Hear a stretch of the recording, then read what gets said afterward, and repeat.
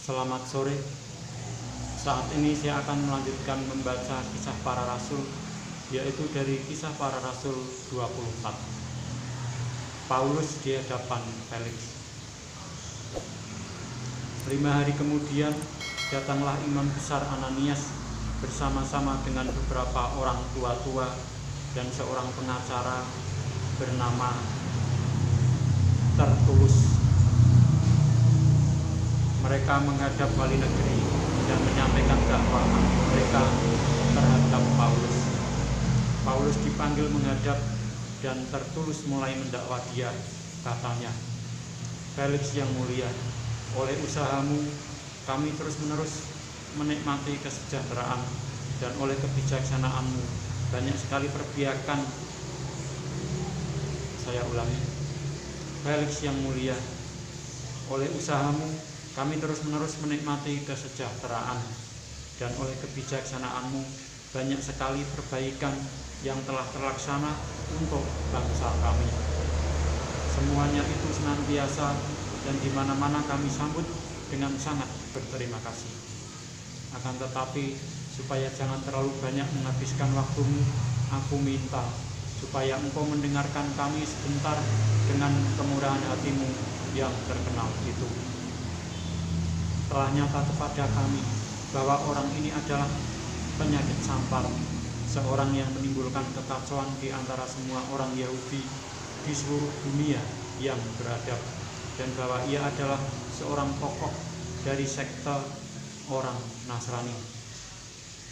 Malahan ia mencoba melanggar kekudusan bait Allah. Oleh karena itu kami menangkap dia dan hendak menghakiminya menurut hukum Taurat kami.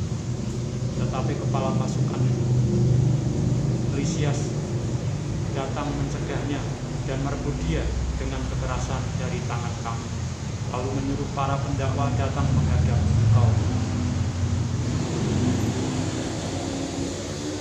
Jika engkau sendiri memeriksa dia, dapatlah engkau mengetahui segala sesuatu yang kami tuduhkan kepadanya."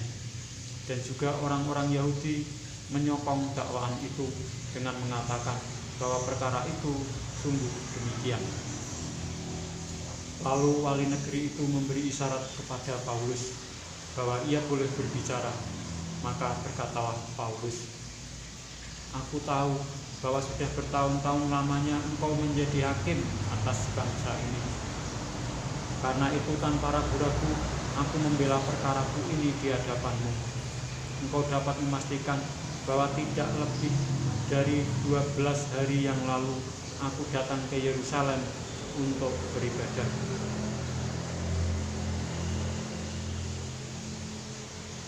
Dan tidak pernah orang mendapati aku sedang bertengkar dengan seseorang atau mengadakan huru-hara, baik di dalam bait Allah maupun di dalam rumah ibadat atau di tempat lain di kota. Dan mereka tidak dapat membuktikan kepadamu apa yang sekarang dituduhkan mereka kepada diriku. Tetapi aku mengakui kepadamu bahwa aku berbakti kepada Allah nenek moyang kami dengan menganut jalan Tuhan, yaitu jalan yang mereka sebut sekte. Aku percaya kepada segala sesuatu yang ada tertulis dalam hukum Taurat dan dalam kitab nabi-nabi. Aku menaruh pengharapan kepada Allah sama seperti mereka juga, bahwa akan ada kebangkitan semua orang mati, baik orang-orang yang benar maupun orang-orang yang tidak benar. Sebab itu aku senantiasa berusaha untuk hidup dengan hati nurani yang murni di hadapan Allah dan manusia. Dan setelah beberapa tahun lamanya aku datang kembali ke Yerusalem untuk membawa pemberian bagi bangsaku dan untuk mempersembahkan persembahan-persembahan. Sementara aku melakukan semuanya itu, beberapa orang Yahudi dari Asia mendapati aku di dalam bait Allah sesudah aku selesai mentahirkan diriku tanpa orang banyak dan tanpa keributan. Merekalah yang sebenarnya harus menghadap engkau di sini dan mengajukan dakwaan mereka jika mereka mempunyai sesuatu terhadap aku. Namun biarlah orang-orang yang hadir di sini sekarang menyatakan kejahatan apakah yang mereka dapati ketika aku dihadapkan di mahkamah agama. Atau mungkinkah karena satu-satunya perkataan yang aku serukan ketika aku berdiri di tengah-tengah mereka, yakni karena hal kebangkitan orang-orang mati, aku hari ini dihadapkan kepada kamu. Tetapi Felix yang tahu benar-benar akan jalan Tuhan menangguhkan perkara mereka, katanya.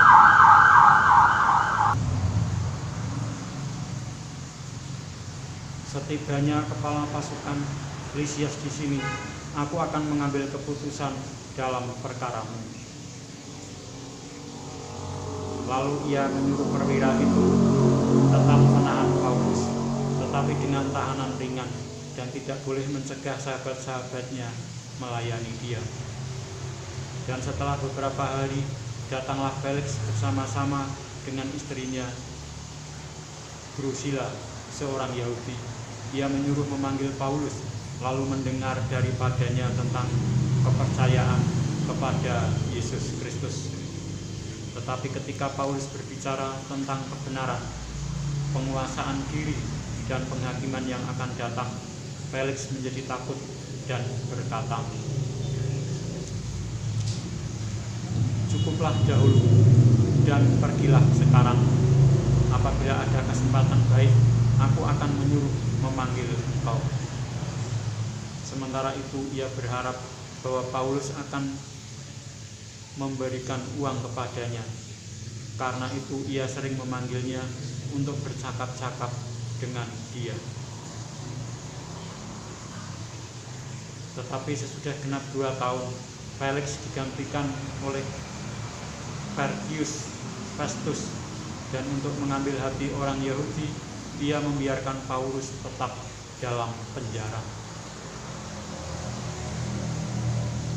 Saya lanjutkan membaca Kisah Para Rasul yang ke-25.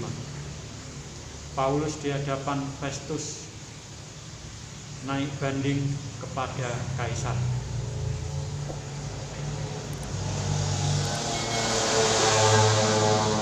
Hari sesudah tiba di provinsi itu, berangkatlah Festus dari Kaisaria ke Yerusalem. Di situ imam-imam kepala dan orang-orang Yahudi yang terkemuka datang menghadap dia dan menyampaikan dakwaan terhadap Paulus. Kepadanya mereka meminta suatu anugerah yang merugikan Paulus, yaitu untuk menyuruh Paulus datang ke Yerusalem. Sebab mereka sedang membuat rencana untuk membunuh dia di tengah jalan. Tetapi Festus menjawab bahwa Paulus tetap ditahan di Kaisaria dan bahwa ia sendiri bermaksud untuk segera kembali ke sana. Katanya, "Karena itu, baiklah orang-orang yang berwenang di antara kamu turut ke sana bersama-sama dengan aku dan mengajukan dakwaan terhadap dia jika ada kesalahannya." Festus tinggal tidak lebih daripada 8 atau 10 hari di Yerusalem. Sesudah itu ia pulang ke Kaisaria.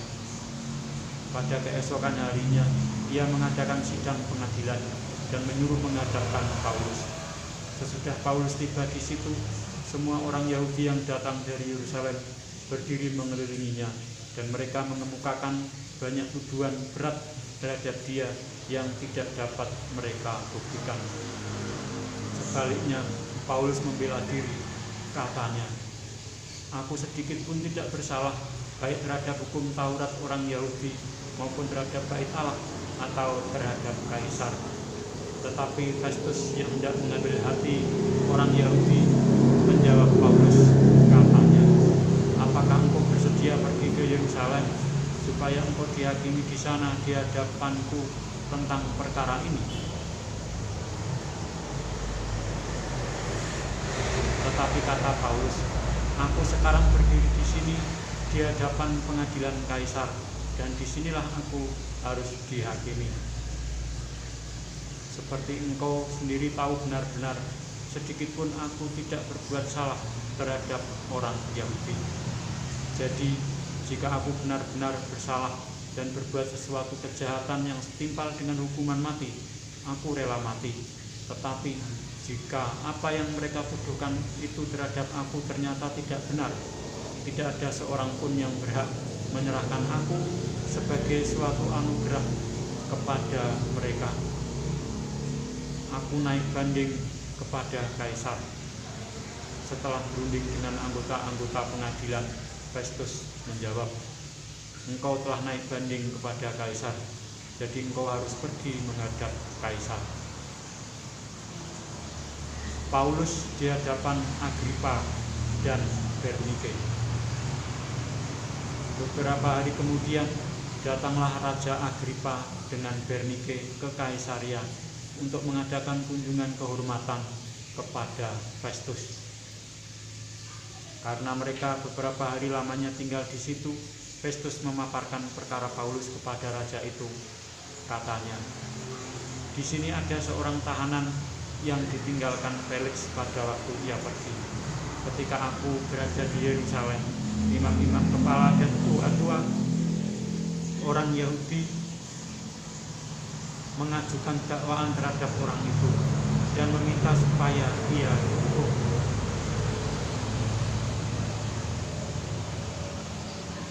Aku menjawab mereka bahwa bukanlah kebiasaan pada orang-orang Roma untuk menyerahkan seorang terdakwa sebagai suatu anugerah sebelum ia dihadapkan dengan orang-orang yang menuduhnya dan diberi kesempatan untuk membela diri terhadap tuduhan itu.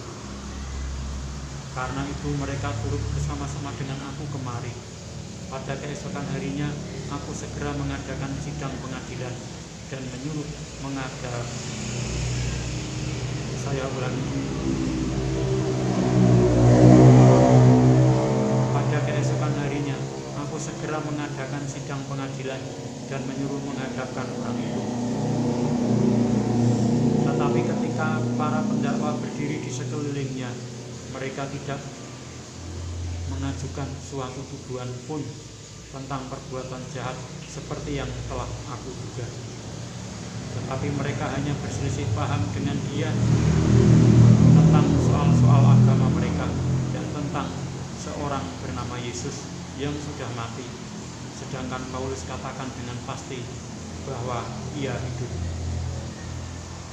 Karena aku ragu-ragu bagaimana aku harus memeriksa perkara-perkara seperti itu, aku menanyakan apakah ia mau pergi ke Yerusalem supaya perkaranya dihakimi di situ. Tetapi Paulus naik banding. Ia minta supaya ia tinggal dalam tahanan dan menunggu sampai perkaranya diputuskan oleh Kaisar. Karena itu aku menyuruh menahan dia sampai aku dapat mengirim dia kepada Kaisar. Kata Agripa kepada Festus, "Aku ingin mendengar orang itu sendiri." Jawab Festus, "Besok engkau akan mendengar dia." Pada keesokan harinya datanglah Agripa dan Bernike dengan segala kebesaran, dan sesudah mereka masuk ruang pengadilan bersama-sama dengan kepala-kepala pasukan dan orang-orang yang terkemuka dari kota itu, Festus memberi perintah supaya Paulus dihadapkan. Festus berkata, "Ya Raja Agripa serta semua yang hadir di sini bersama-sama dengan kami. Lihatlah orang ini yang dituduh oleh semua orang Yahudi, baik yang di Yerusalem maupun yang di sini.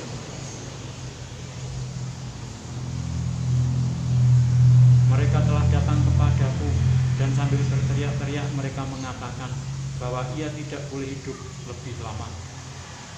Tetapi ternyata kepadaku bahwa ia tidak berbuat sesuatu pun yang setimpal dengan hukuman mati.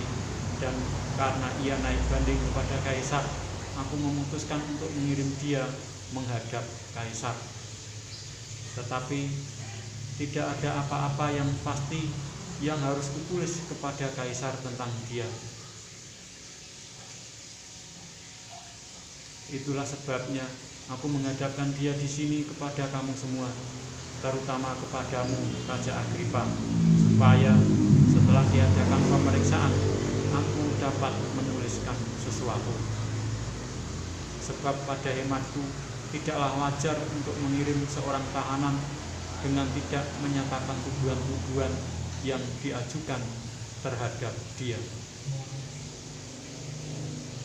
Demikianlah saya telah membaca kisah para rasul sampai dengan kisah para rasul yang ke-25, dan saya akan melanjutkan membaca kisah para rasul berikutnya, yaitu kisah para rasul 26 tentang pembelaan Paulus di hadapan Agripa pada kesempatan yang akan datang. Sekian, terima kasih.